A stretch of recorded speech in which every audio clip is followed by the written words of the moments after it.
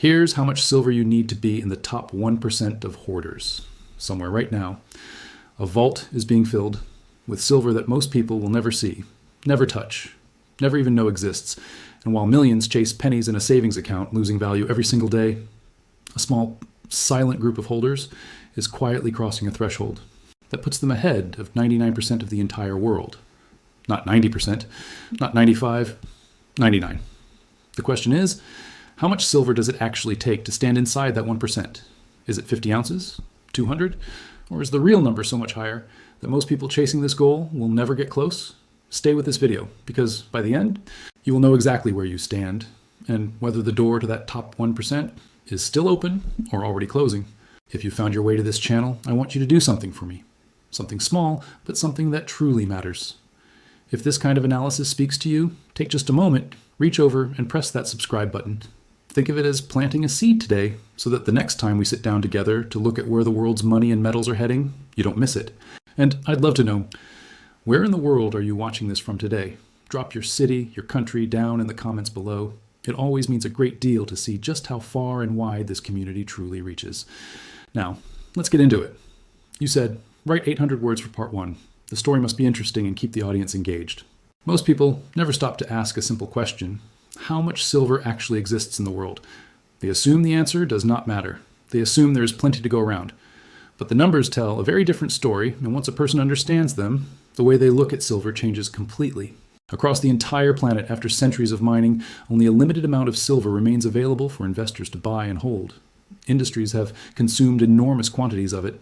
Electronics, solar panels, medical devices, and countless manufacturing processes have used silver in ways that make it almost impossible to recover. Unlike gold, which is mostly saved and stored, silver disappears into products that are used once and never reclaimed. This single fact changes everything about how scarce real, investable silver has become. When researchers strip away the industrial silver, the jewelry, and the metal locked away in vaults backing financial contracts, what remains is a surprisingly small pool. Estimates point to roughly 4 billion ounces of silver that could be considered truly available for individual investors and stackers around the world. That number may sound large at first, but the moment it is measured against the size of the global population, the picture shifts dramatically. There are more than 8 billion people living on Earth today. If every single ounce of investable silver were divided equally among every person alive, each individual would receive only about half an ounce. Not a full ounce, not a coin, barely half of one. This means that anyone holding even a small amount of physical silver already owns more than what would be available to the average person on the planet if the world's entire supply were split evenly. Of course, the world does not work that way. Silver is not distributed equally. Large portions of it sit inside the vaults of major financial institutions, used to back contracts for hedge funds and large-scale traders. Massive 1,000-ounce bars move between banks and institutions, rarely touched by everyday buyers. Some of the largest holders are not individuals at all, but powerful financial entities with access to enormous reserves that ordinary people will never compete with. Then there are the billionaires. Individuals with extraordinary wealth have, in recent years, made enormous personal investments into physical silver, accumulating quantities so large that they alone can shift the global statistics. These are not casual buyers. They are strategic accumulators who understand something that most of the public has not yet grasped. That physical silver, in a world of uncertain currencies, represents something the financial system cannot simply create more of. This is where the story becomes important for anyone watching with serious intentions. While most of the population owns no silver at all, and many have never even considered owning any, a much smaller group has begun quietly building their position. Some are new, many have only started in the past few years, but their presence is growing and their accumulation is steadily changing the landscape of who actually holds this metal. It raises a serious question for any forward-thinking individual, especially someone in business or building long-term wealth. If silver is this limited, and if larger and more sophisticated buyers are already accumulating it at scale, what does that mean for the value of the silver that remains? What does it mean for someone trying to determine their own position within this shrinking, finite resource? This is not a story about excitement or quick profit. It is a story about positioning, about understanding where a person truly stands compared to the rest of the world, and compared to the structures already moving large amounts of capital into hard assets. Because once the basic scarcity is understood, the real analysis can begin. The remaining question is far more specific and far more revealing. If half an ounce represents the average global share, and if entire nations of people own none at all, then how much does it actually take to rise above the noise? How much silver is required to stand not just above average, but inside the top 50%, the top 5%, and finally, inside that rare elite group, the top 1% of all silver holders on Earth? The answers, as the next sections will show, are more precise, more strategic, and more revealing than most people expect. Once a person understands how limited true investable silver really is, the next logical step is to ask a more personal question. Where does an individual actually fall within that scarcity?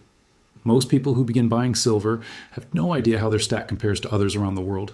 They simply buy what they can afford, store it, and move on. But for the analytical mind, this comparison matters. It reveals something about strategy, discipline, and timing that casual buyers often overlook. At the very beginning of this journey sits the average global citizen, someone who, statistically, owns nothing close to even a single ounce. As established earlier, if all investable silver were divided evenly across the world's population, each person would receive only a fraction of an ounce. This means that almost anyone who owns even a modest amount has already moved ahead of billions of people who hold no silver whatsoever. This is the first quiet milestone, one that most new buyers pass without even realizing its significance. From there, the numbers begin to climb in a more meaningful way. Many serious analysts point to a range between 40 and 50 ounces as a rough marker for entering the upper half of all silver holders worldwide. This figure is not random. It connects directly to how silver itself is packaged and sold. Mints around the world typically produce coins in standard tube quantities, often 20 coins per tube, sometimes 25. A buyer who picks up 2 of these tubes, without even trying to hit a specific target, often finds themselves holding somewhere between 40 and 50 ounces, almost by accident.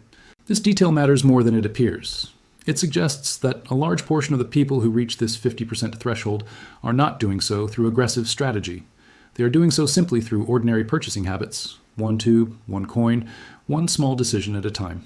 And yet, by doing so, they unknowingly place themselves ahead of half the people in the world who also hold silver.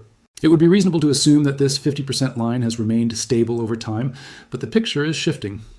In recent years, a noticeably larger number of new buyers have entered the silver market. Many of them describe themselves, often publicly, as having just started their journey.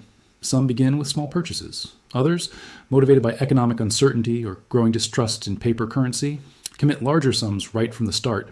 This influx of new participants is steadily reshaping what the 50% threshold actually requires, gradually pushing the number higher as more people accumulate even modest amounts. This is an important detail for anyone thinking strategically about their own position. A threshold that may have been accurate a few years ago is not necessarily accurate today. As more individuals join the stacking community, the competition for a relative position increases, even if the total ounces required only shifts gradually. This is not unlike watching a marketplace evolve in real time, where early participants enjoy a kind of natural advantage simply because fewer people were competing for the same relative space. For someone with a business mindset, this pattern should sound familiar. It mirrors how markets behave when scarcity meets growing demand. Early movers secure position with relatively modest effort. Later entrants must work harder, accumulate more, and act with greater intention simply to reach the same relative standing. Silver, in this sense, behaves less like a hobby and more like a competitive economic position, one where timing and consistency quietly determine where a person ends up standing among millions of others. It is also worth noting that this lower to middle tier, the 50% range, still represents the most accessible entry point for most people. Reaching it does not require extraordinary wealth or aggressive buying. It requires patience, regular small purchases, and an understanding of the broader picture. But for those who are serious about climbing higher, this tier is only the beginning. Because beyond this point, the requirements change. The casual buyer fades into the background, and the more deliberate accumulator begins to emerge. The next tier is no longer about simply joining the conversation.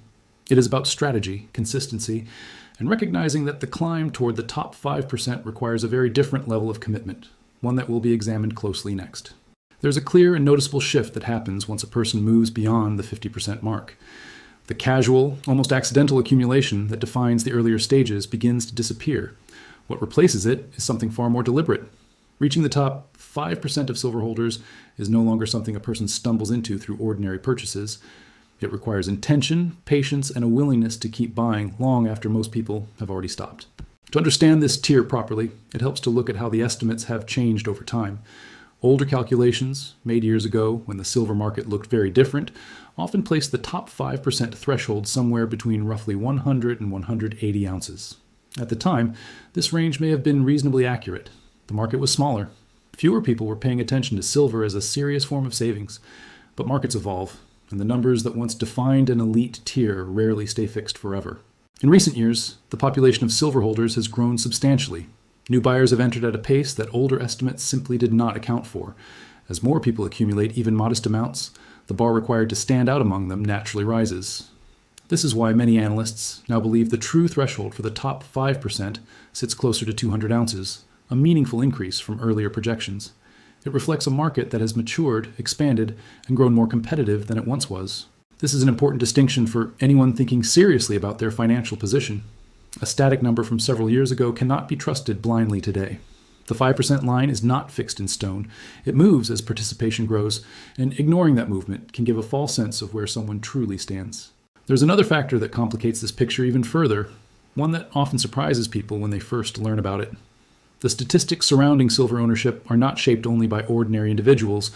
Large institutional holders, custodial banks, and a handful of extraordinarily wealthy private accumulators sit within these same calculations. Their massive holdings skew the overall numbers upward, making the path toward the top 5% appear, in some calculations, more demanding than it might seem for an average person working with limited resources. This raises an important point about how this information should be interpreted. The presence of a small number of massive holders does not mean an ordinary disciplined accumulator cannot reach this tier. It simply means the comparison itself is no longer against other casual buyers. It becomes a comparison against a market that includes both everyday stackers and significant institutional weight, all measured together within the same statistical pool. For someone approaching this with a business mindset, this should not be discouraging, it should be clarifying. The top 5% is not a fantasy reserved only for the ultra-wealthy. It is, by most reasonable estimates, still achievable for a consistent, disciplined individual over a realistic period of time. 200 ounces, while significant, is not an impossible mountain. It is a target that rewards patience and steady accumulation, much like building a position in any long-term asset. What becomes clear at this stage is that the climb is no longer about simply participating. It is about commitment that continues well beyond the point where most people quietly stop. Many buyers reach the lower tiers, feel satisfied, and slow their accumulation. Those who continue past that point, who keep adding ounce after ounce with a long-term mindset, are the ones who eventually separate themselves from the majority. And yet, even this 5% tier is not the final destination. Beyond it lies a much smaller, much more exclusive group, one defined by a number that surprises even experienced stackers when they first hear it. That number, and what it truly represents, is where the analysis turns next. This is the number that most people underestimate, and once it is revealed, it changes the way many serious accumulators think about their own position.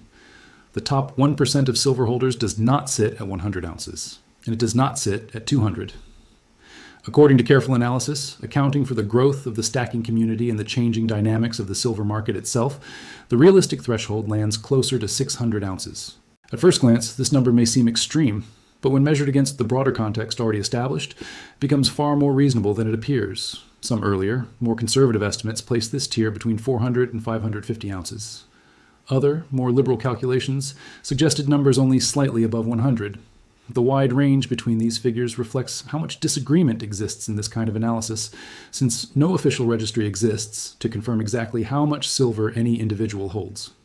What can be said with reasonable confidence is that a fair, balanced range for the top 1% stretches from roughly 350 ounces on the low end to as much as 1,000 ounces on the high end, with 600 standing as a credible middle estimate based on current market behavior. What makes this figure particularly significant is the context surrounding it. The silver market has changed meaningfully in recent years.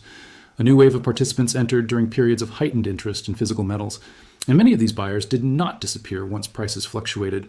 A core group remained, continued accumulating, and steadily pushed these percentile thresholds upward.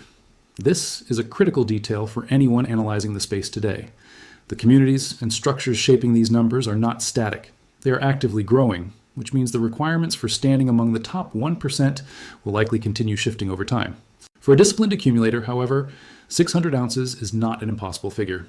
It is substantial, but it remains within reach for someone who commits to consistent, long-term purchasing rather than sporadic, emotional buying.